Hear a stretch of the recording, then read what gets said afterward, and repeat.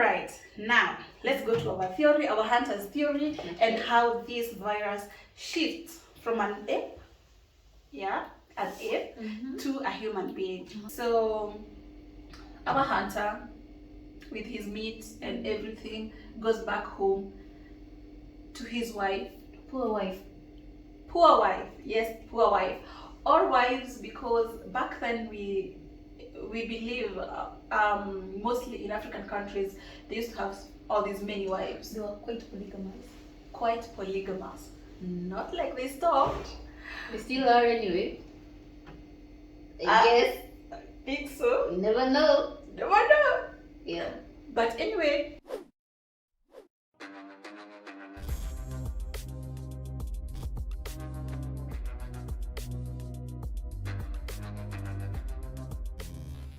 Hey guys, welcome to our YouTube channel. My name is Esther. And I am Beatrice. And this is the platform where we explore matters health in relation to real life experiences. So Beatrice, what do you have for us today? On our today's episode, we are going to look at the origin of HIV. We recognize that there have been so many theories, including conspiracy theories, about the origin of HIV. So today we are going to look at one of them, a very interesting, fascinating theory about the origin of HIV and how it shifted from apes to the human being. This theory is called the hunter's theory, or the bushmeat theory, or the natural transfer theory. The hunter's theory?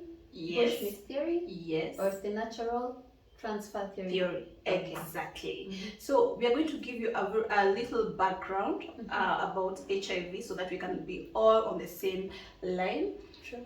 HIV means human immunodeficiency virus, and it causes a condition called AIDS, acquired immunodeficiency syndrome. So as it is, AIDS is not a disease, it is a condition. It's a condition that predisposes your body to opportunistic infections. Okay. Yeah, so in itself it's not a disease, but it lowers your immunity. The virus lowers your immunity, so you are predisposed to diseases. Yes. All right, now let's go to our theory, our hunter's theory, and how this virus shifts from an ape,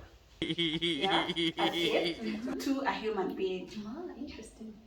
All right, so it is in the 20th century. It is back in the 20th century, like early 1900s, and we have the Europeans. They're doing their civilization in the Western countries, and then again they're also colonizing the African countries. So the Belgians, they go to Congo to colonize the country, and as they land there, of course they take the African people's land, the fertile land. You know, like they love the resources in Africa. Yes. You know? They do for sure. They do. This is yes. Okay, they still do. Yeah. So they got no today. So, okay, apparently they still do. So,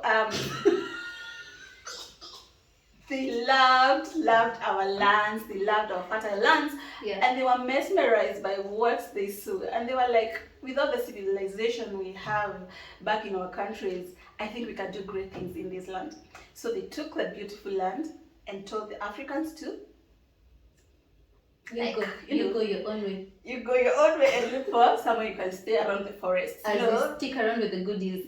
The goodies. We talk about the goodies. And the Africans, you know, as the good people that they are, the obedient individuals that Africans are, they left and they went to the forest. And now they needed to adapt to the new habitat. Okay. So the only thing they could do in the forest would be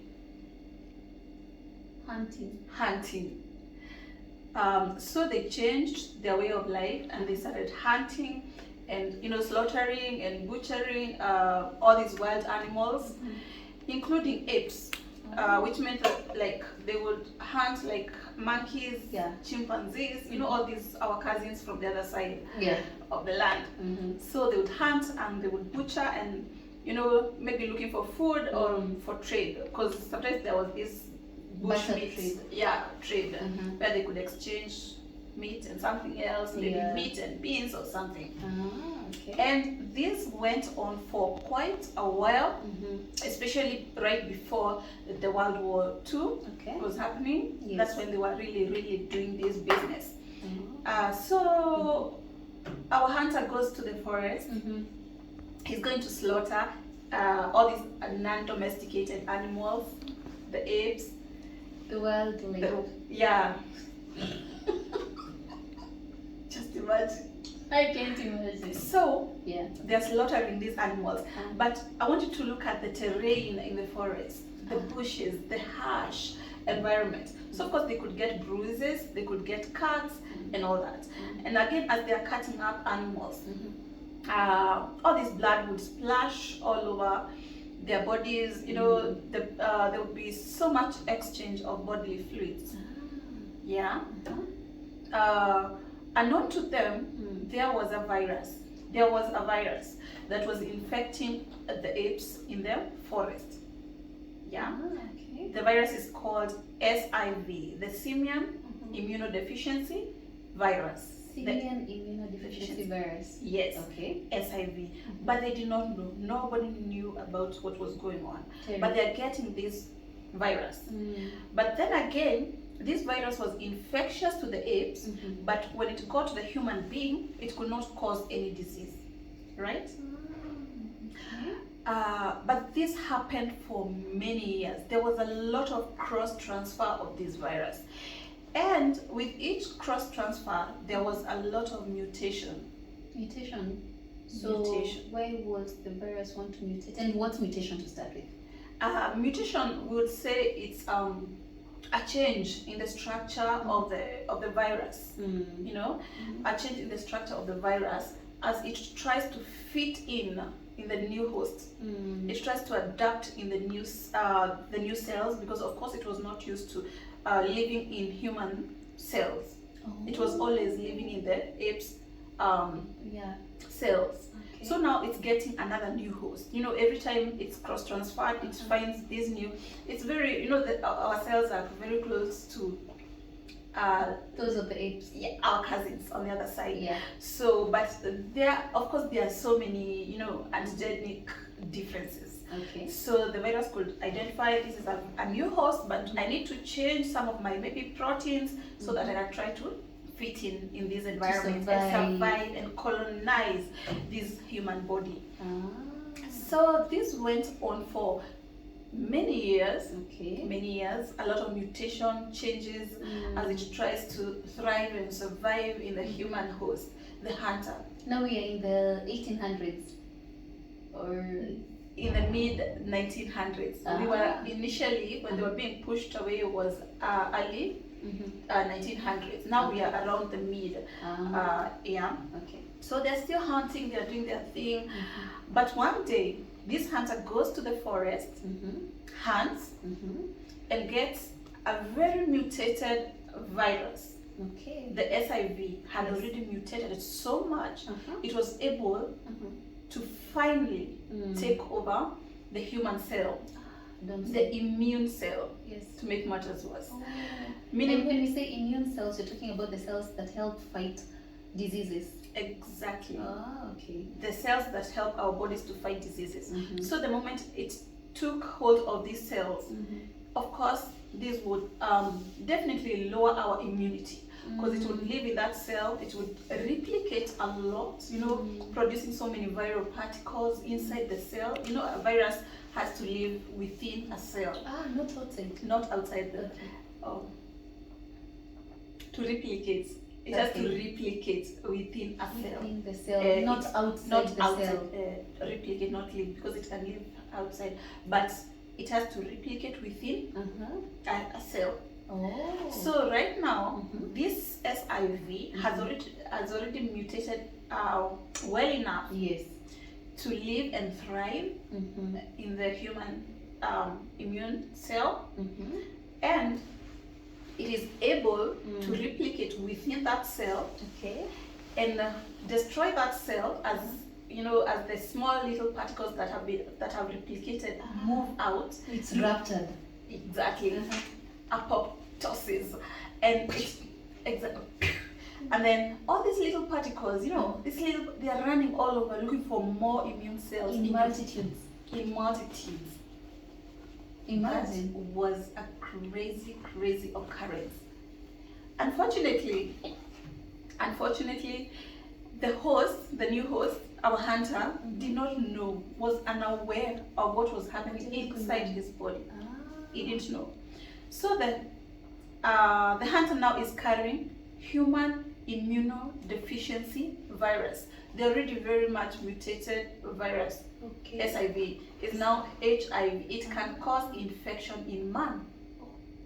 It's causing cell death in a human being. Yes. So it is causing cell death, and not just cell death, but immune cells were the ones that were affected. So our hunter, with his meat and everything, goes back home to his wife. Poor wife. Poor wife, yes, poor wife. Or wives, because back then we believe, mostly in African countries, they used to have all these many wives. They were quite polygamous. Quite polygamous. Not like they stopped.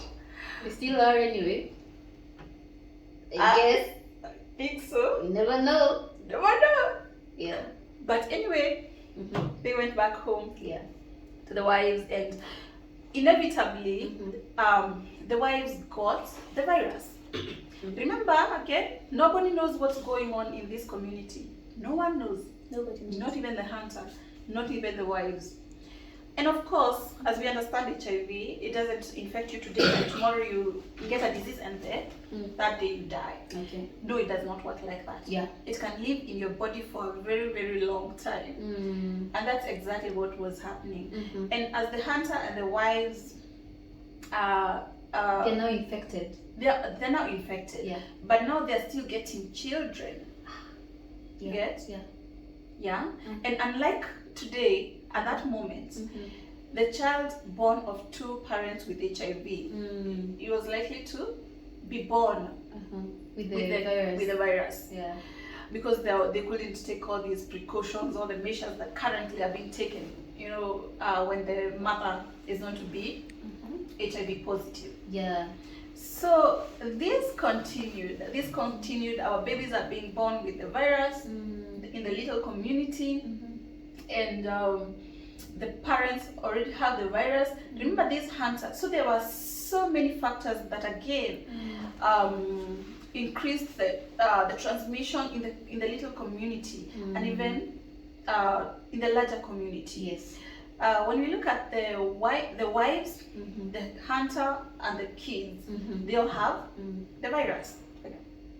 Remember, this family is not living in isolation. For instance, maybe the man, he's working with other hunters, trying to butcher these animals. These apes. Yeah, the apes. He's trying to slaughter in a slaughterhouse. So definitely there's also exchange of blood amongst the community members. At that point, there are not even any slaughterhouses. They're doing it in the forest.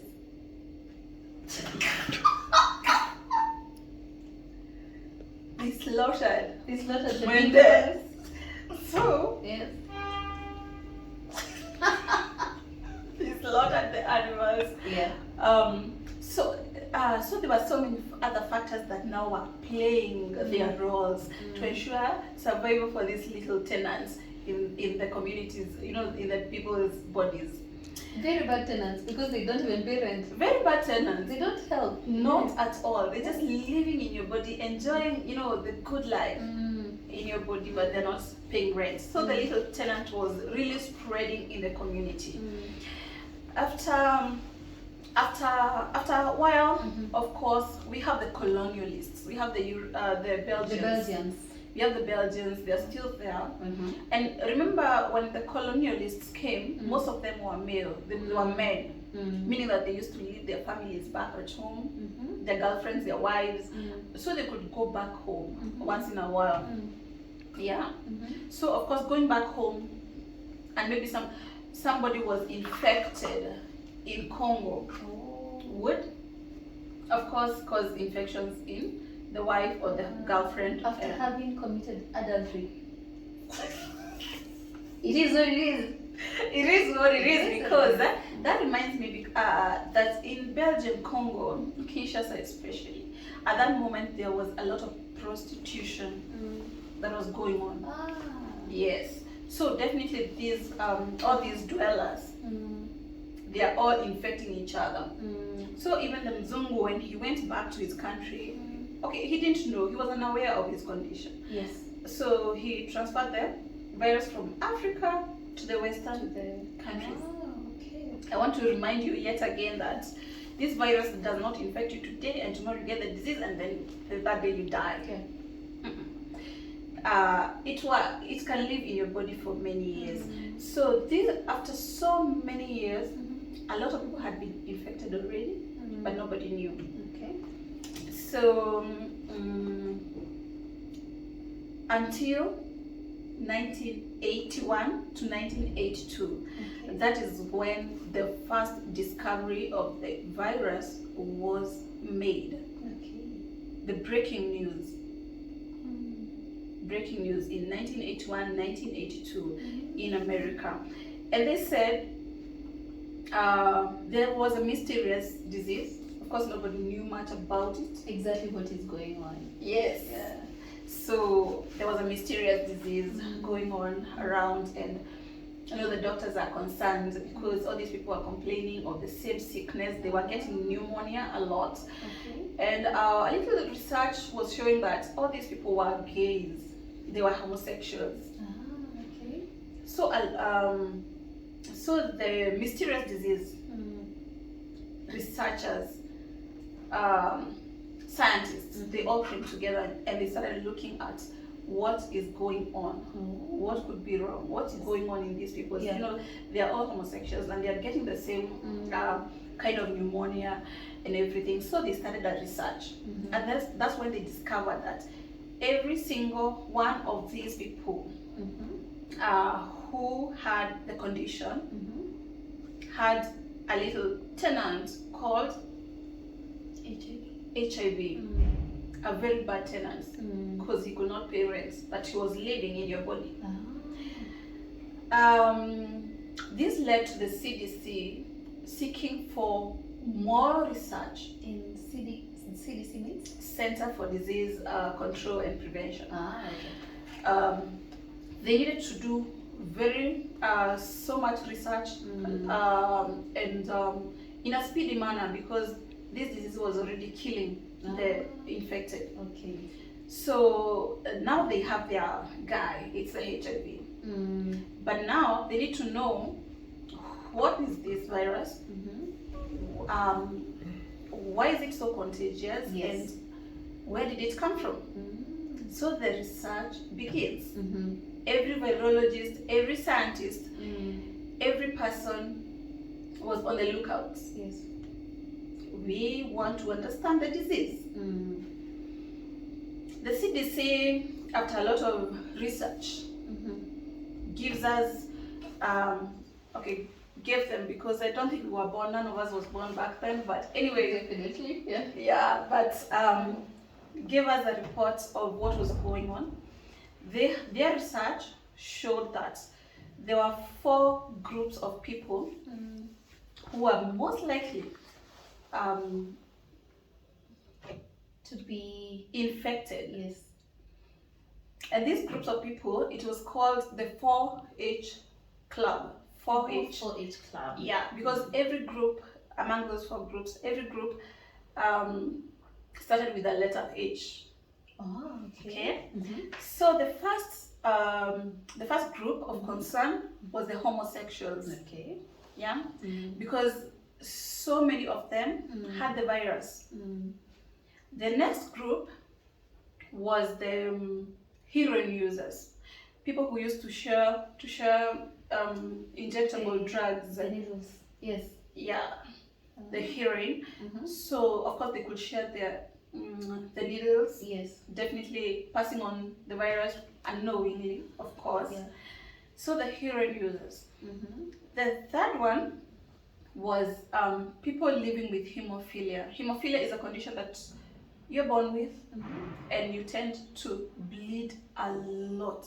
You bleed a lot, so you need a lot of transfusions. Oh, okay. You bleed through. Like if you're cut, you just bleed like non-stop. You know, you But have the to be blood is not admitted. clotting. Yeah. So you get need to be transfused. Yes. You know, constantly. Oh, okay. So of course, the practitioners at that moment, they're not taking a lot of caution because they don't know there's a virus that is existing in the donor's body. Crazy, right? Yeah. Crazy. The fourth H meant the Haitians. Like people living in Haiti, somehow there was a high prevalence of the virus among the Haitians. But now, from there, after it was discovered, now every research resource is directed towards HIV and AIDS. HIV and AIDS. And that is when they discovered that this disease was really diverse. Yes, totally. Yeah? Yeah. It could infect anybody, like the kids, yes, the elderly, the men, the women, yes, the homosexuals, the heterosexuals. yes. That's when they discovered that it could infect almost anybody. And it was very contagious when there was exchange of bodily fluids or blood. And this is happening in America. But in 1984, in Kenya, breaking news, the first case of HIV was reported. Remember, at this moment, we did not even have the gadgets to test. Yeah. So the sample of the patient in Kenya was taken abroad. It was tested. Yes. They were given the results. Okay. It was positive, and that was the beginning of the journey that we have been walking, talking about prevention of HIV transmission. And it's been quite a journey. It's been decades, I think. Yes, it has. Since 1984. It's been a long time. It's quite a number of years. That's an interesting theory. Yes. I'm curious to know. Yes. How can we tell for sure that the virus originated from Congo? Yes, that's a very nice question. As we have said, the CDC and every other organ relating to health were directed their resources into research. And that's when they started researching about this virus. They did analysis that showed that HIV, there were two types of HIV. There's HIV 1 and there's HIV 2. Okay. So HIV, on looking back, the analysis, it showed that HIV 1 was, HIV 2 was from Sooty Mangabe monkeys, only found in Congo. They're only found in Congo. It was traced back to SIV from Sooty Mangabe monkeys, only found in Congo. Same thing for HIV 1, which is more virulent than the first HIV 2. It was also traced back to SIV. From chimpanzees, found in only in Congo. So that's why we say like the hunter's theory is only coming from that place, that region. And nothing else. Right. Well, then that answers it. Thank you so much for sharing with us the origin of HIV. We have learned a great deal, and I believe that the viewers can agree. Sure. And it's such a lovely thing that we as a country, we as a globe have made great strides in terms of removing the stigmatization around HIV discussion. like you see, we're having this discussion openly, and Very true. people are open to learn. Very true. Yeah. So Absolutely. And something else that is so amazing is that right now there's so much going on in the research world. And you know, I hear people asking about why is it that we have not gotten a vaccine yet, yeah, for HIV. yes. Yet when COVID came, we got a vaccine so fast. There are reasons for that, and you know, like with time we'll bring in an expert who can really explain what has been going on. It is hard to come up with a vaccine for HIV, but in the research world something is cooking, and we are really hopeful that they'll bring us something good.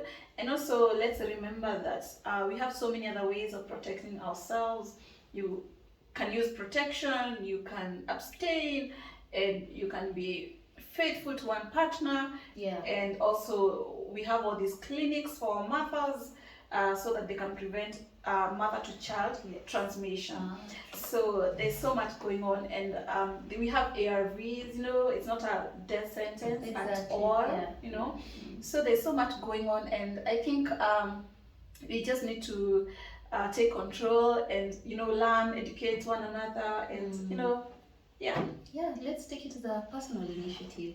And we believe that every story told in our words is meant to inform, educate, and empower us, because our voice is our empowerment. Thank you so much, guys, for staying tuned in. Please feel free to leave a comment or even suggest other interesting topics that we can look into. Even leave a question about maybe something that we missed or something that you felt requires more clarification. We look forward to bringing an expert on board who can discuss matters virology further. So please stay tuned for that. And well, if you liked the video, please give it a thumbs up. Feel free to subscribe and hit the notification bell. We look forward to giving you guys more and more content. Thank you so much. Till next time. Bye. Bye.